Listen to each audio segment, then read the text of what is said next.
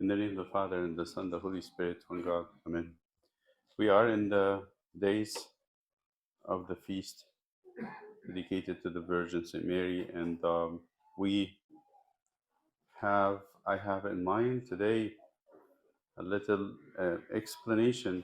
I get questions and specific questions these days more and more about what we call in the Orthodox Church the perpetual virginity of St. Mary. As Orthodox, we believe that St. Mary was virgin before, during, and after the birth of Christ. There are some people that actually say this is not true. And they go into the gospel, pick some verses to talk about this. Today I'm going to do a little apologetics, since it is important for us to answer those questions. And I'm going to make the answer from the gospels, from the same place where we get the questions.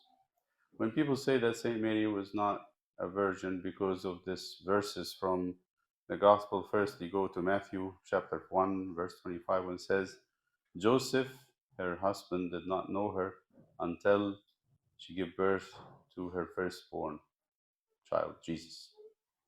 So they say, till here means a reversal of condition. So he did not know her until, then after that he knew her. The second place they go, they said, oh, look, there's actually brothers of Jesus.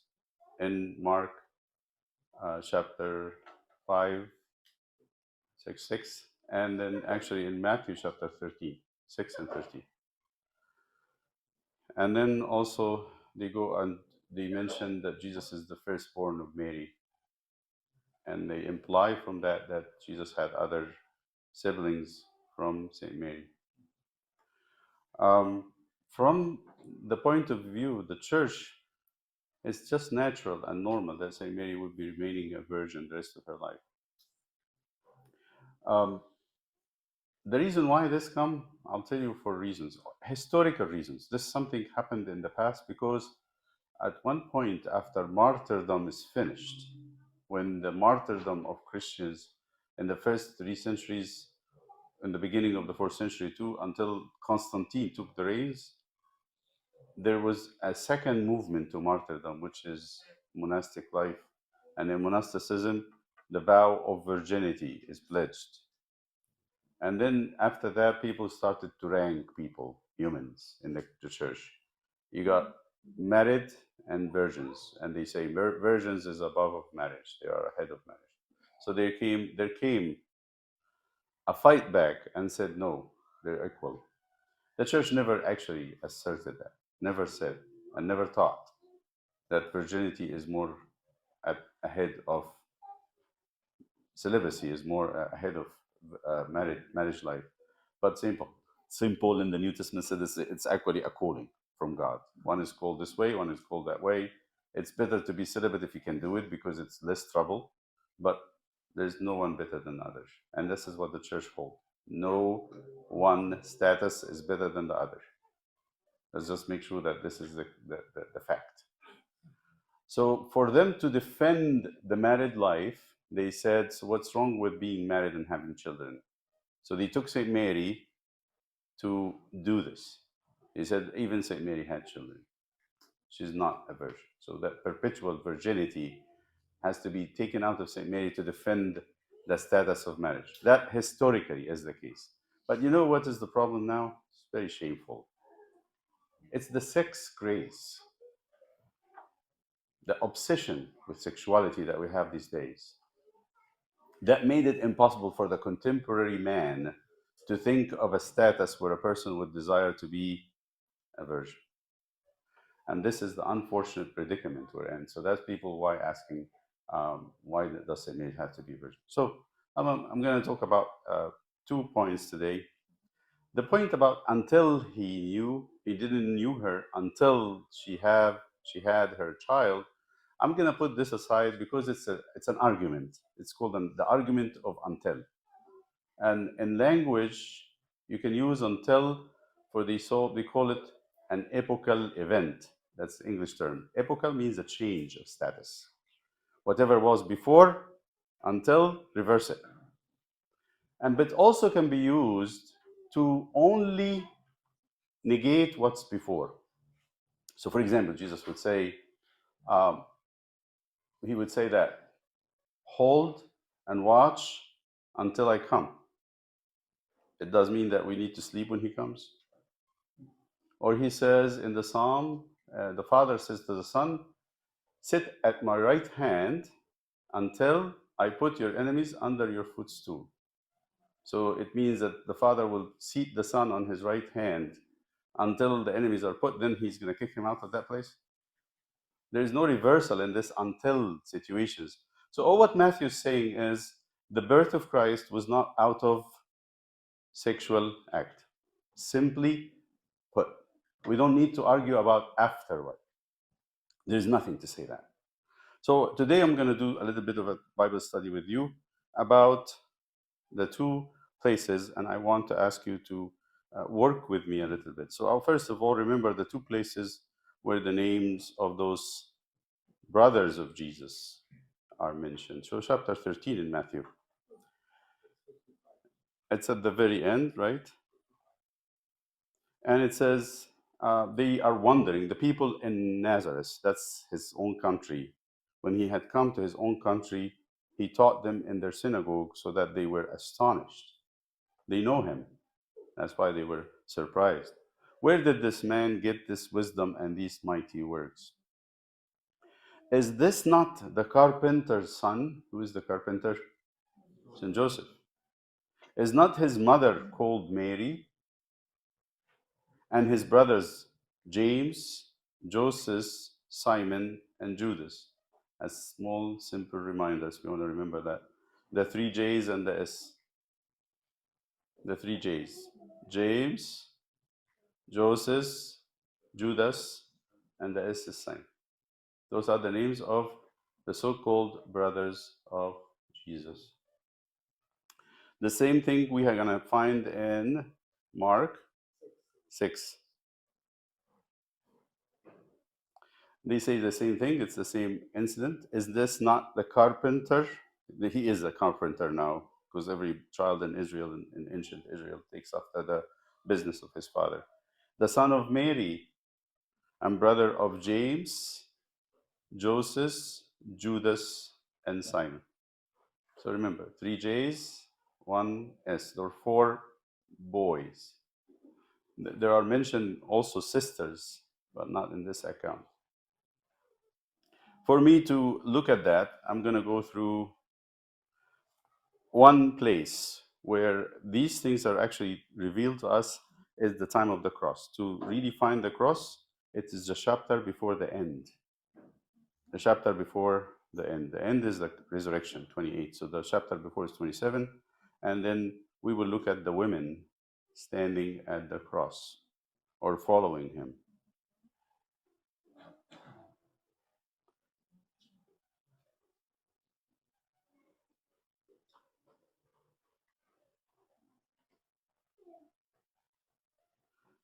Okay.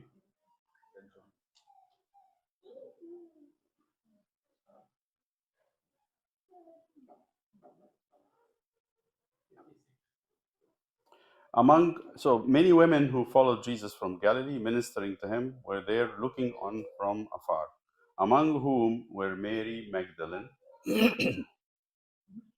Mary, the mother of James and Joseph. So the mother of those two names, James and Joseph, which is two of the four, James, Joseph, Judas, and then the S sign.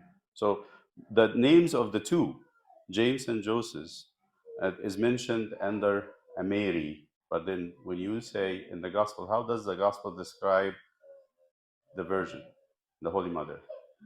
What is usually said about Saint Mary? The mother of Jesus. You don't know those names, but everybody knows Jesus. So if you want to tell who is Mary, you're going to say she is the mother of Jesus, not the mother of James and Joseph. It's a little vague, but let me go with you a little bit more. So we go to Mark, same way, the last chapter. I'm going to go to the resurrection. Um, should I say so? Actually, 14. Sorry, 15. Yeah. And it's 40. Right. Thank you. There were also women looking on from afar. Among them were Mary Magdalene, Mary, the mother of James the Less, and of Joseph. Okay. What is James the Less? Some of us know this, some of us don't. There are two James in the 12. There are two James. One of them is James the Great. One of them is James the Less. Who is James the Great and why they call him James the Great? He is the son of Zebedee, one of the three pillars. They used to call them pillars in the first church. St. Paul called them the pillars. Who are they? Peter, James, and John. James the Great is called great not because he's older or greater of status, but because Jesus took him with him everywhere he went. When he raised the daughter of Jairus, he actually took with him Peter, James, and John. James and John are the children of Salome, the wife of Zebedee. They're fishermen. James the Less, although he's older, he is the son of Mary, and we're going to know now, and his father's name is Cleopas or Cluba. Or the second name that he has is Alphaeus. So you have those two names. Always, people in that time had two names. Like Peter, his first name was Simon, right? Paul, Saul. So Cleopas is also Alphaeus. So this is the woman, the mother of James the Less. So it's not Salome. Mary, the mother of James the Less. And I think the one that really get it really good for us is John. John is the one who says, "Who is this woman?" In the 19th chapter of the crucifixion, at the foot of cross stood um,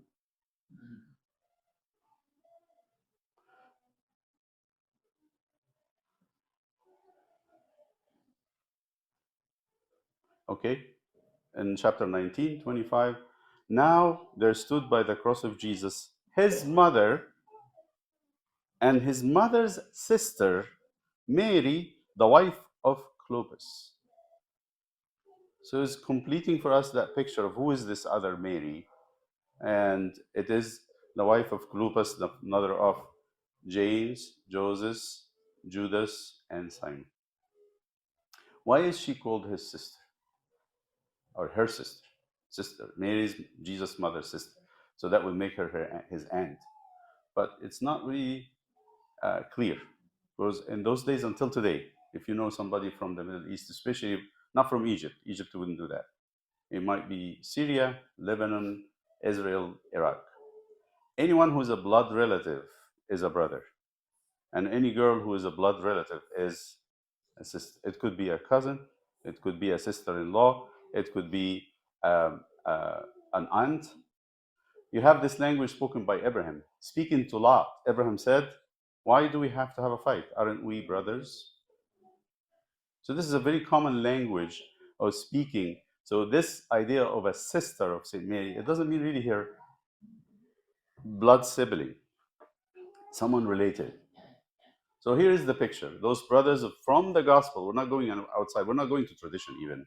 From the gospel, those brothers of Jesus are the children of Mary, the wife of Clopas, the sister of Saint Mary, which could mean a relative, a blood relative of Saint Mary. I hope this is simple and clear. The church across the board in the first 3 centuries, talking about Saint Athanasius, talking about Saint Cyril, talking about Saint Gregory, talking about Saint uh, uh, uh, John Chrysostom, without exception, all talked about the perpetual virginity of Saint Mary. All of them. No father of the church had denied it. They spoke about it specifically. So the first church in the first centuries, before we have any kind of change of anything or even divisions, the church had said Saint Mary was perpetually virgin. That's biblical, and to me, that's not the most important thing. I'll tell you what's the most important thing is this is where Protestantism doesn't make it. they will not be able to make this one, is the idea of consecration. When Jesus was buried, what kind of a tomb he was buried in? A new tomb, nobody was buried in. And was there anybody buried after Jesus?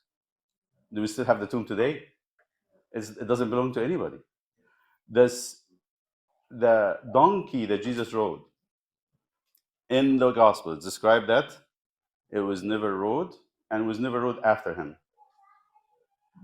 Why we go far? This is a concept in the Orthodox Church, and we need you to focus on it. Please focus on it, because this is how we learn to be holy ourselves.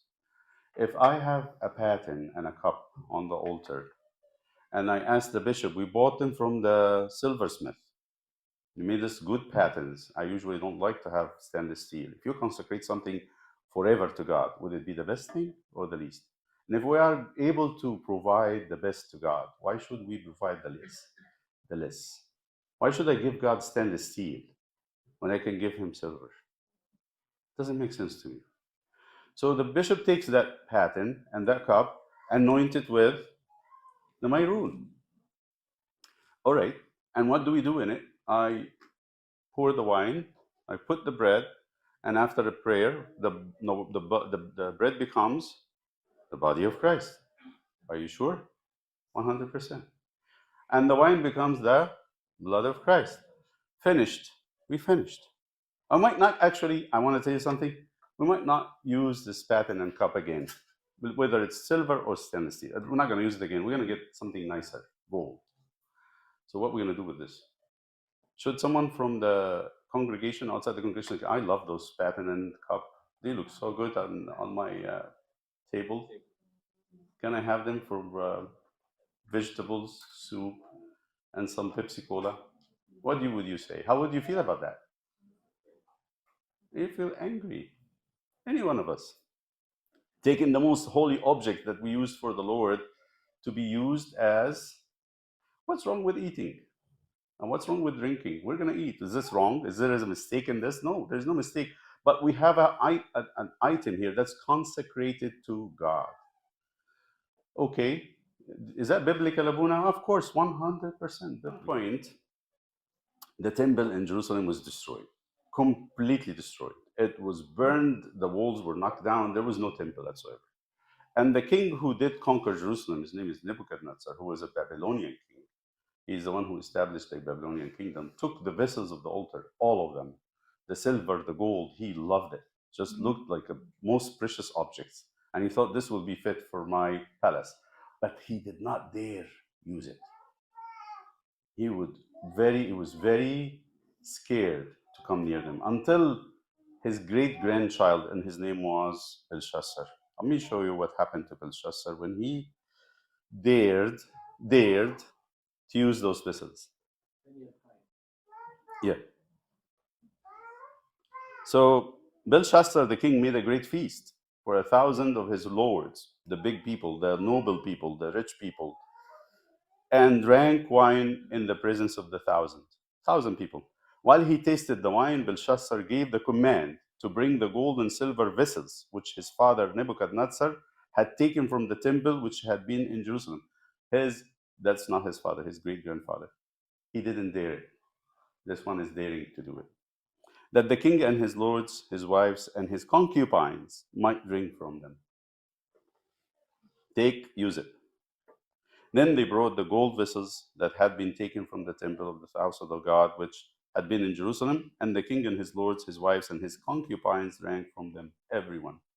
They drank wine and praised the gods of gold and silver, bronze and iron, wood and stone. In the same hour, it was not left for another time. As they were doing it in the act, the fingers of a man's hand appeared and wrote opposite the lampstand on the plaster of the wall. You always hear about the writing on the wall. You always hear about that saying, right? What does that mean? Is that a good or bad omen? The worst omen that can ever be. So it wrote on the wall of the king's palace, and the king saw the part of the hand that wrote. And then the king's countenance changed, and his thoughts troubled him, so that the joints of his hips were loosened, started to shake. and his knees knocked against each other. The king cried aloud to bring the astrologers. He brought all the wise people, explained to thee, what is this writing? And the writing said, you're done, you're finished. So he was greatly troubled when they couldn't do it. That's a short of it. The queen, because of the words of the king and his lords, came to the banquet hall. The queen spoke, saying, O king, live forever. Do not let your thoughts trouble you, nor let your countenance change. There is a man in your kingdom in whom is the spirit of the holy God. So she brought him Daniel.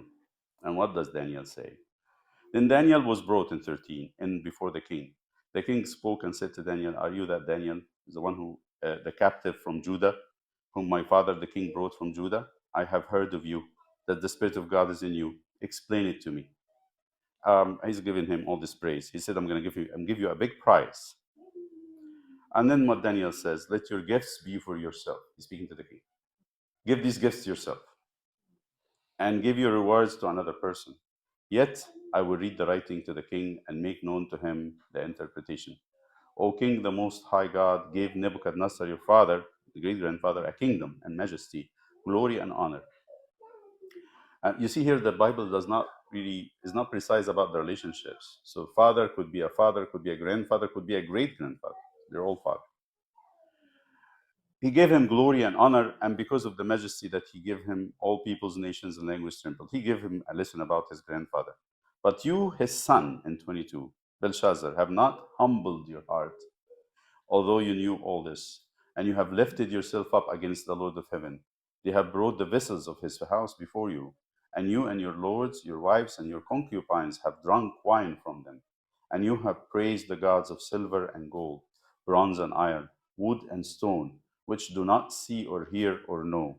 And the God who holds your breath in his hand and owns all your ways, you have not glorified. Then the fingers of the hand were sent from him, and his writing was written. And this is the inscription written, Mene, Mene, Tekel, Ophersein, which means God has numbered your kingdom and finished it.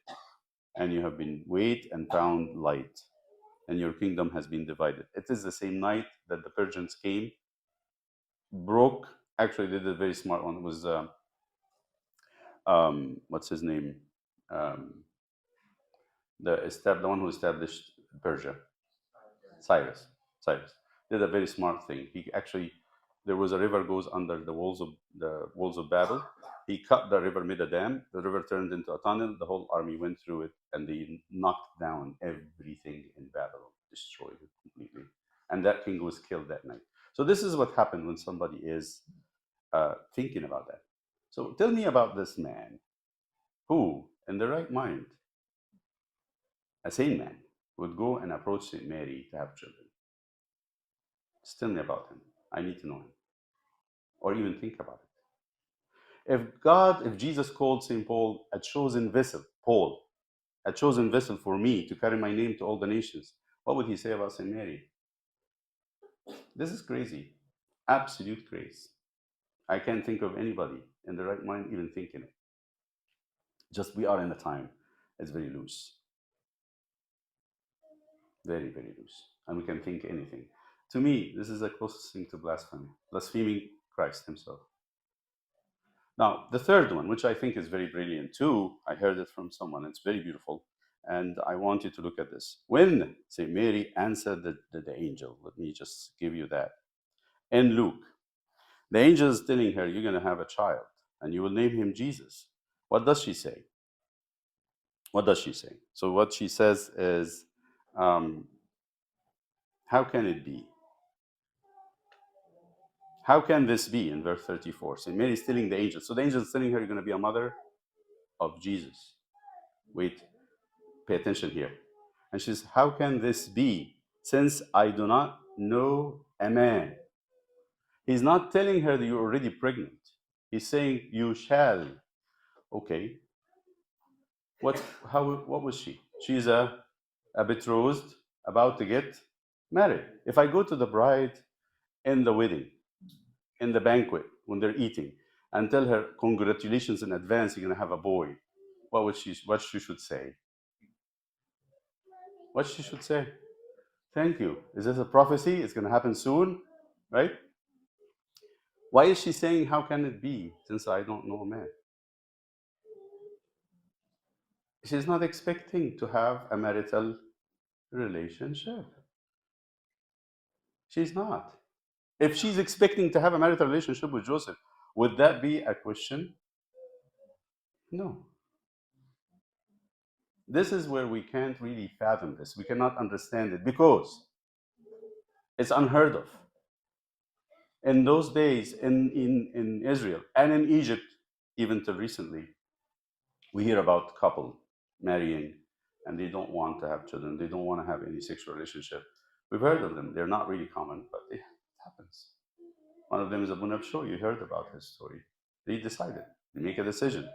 We're going to live for God and we dedicate our life to service. We're going to serve the children of the church. And that's it. If a humble person who is not actually up to that grade of St. Mary have the grace to do it, you think St. Mary is not. But the answer is very clear. To me, it's very convincing. She's not expecting children. And that's why she's saying, I don't know, man. I'm not planning on having. He's not saying to her, he's not telling her, you are already pregnant. You shall have a child. If she's getting married and that's going to be consummated, what's the expectations? She's going to have children. The fact that she's not seeing that, it means in her mind she is planning not to have marital relationship. Very simple. So from all points, the church have a very strong conviction, and I don't need to go far. For me, what the church had decided from the beginning in all hymns, in all hymnology, Saint Mary is an, what we call it, a Eperthenes. A Eperthenes means ever virgin, ever virgin, ever virgin, Holy Theotokos, Saint Mary, and that's how we know her and how we approach her. And although through that virginity, she's not the mother of James and Joseph and the rest of them, she's the mother of all of us. All of us. That's the spiritual motherhood that St. Mary is given. When Jesus looked at John and said, behold your mother. And in that action, Jesus gives St. Mary, who is his mother, to every one of us. Every one of us. Because we know John is the child of Zebedee and Salome. So we definitely believe in St. Mary's virginity, and we hold that, and we think it's very important.